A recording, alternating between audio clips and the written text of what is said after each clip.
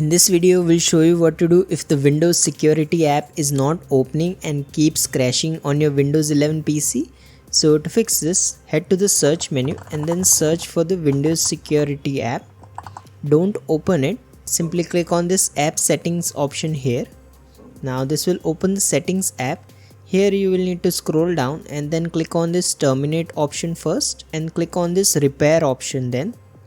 After that, click on this reset option. Once you have done this, try opening the Windows Security app and see if the issue is resolved. If you still experience problems, right click on the start icon and then select Terminal Admin from the list.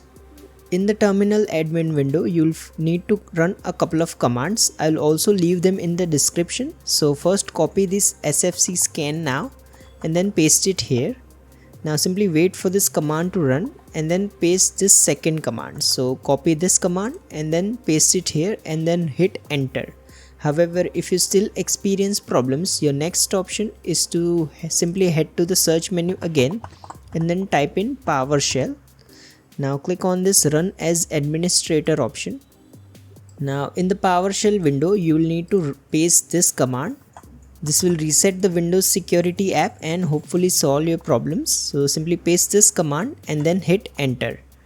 However, if nothing else works, your last option is to use the link in the description to head to Microsoft's website and download this 64-bit version of the Windows Security app. Once you have downloaded it, simply open it. Now right click on it and then select run as administrator. This will reinstall this Windows Security app and hopefully solve your problem. If you find this video useful, please don't forget to like and subscribe to Glitch Guru.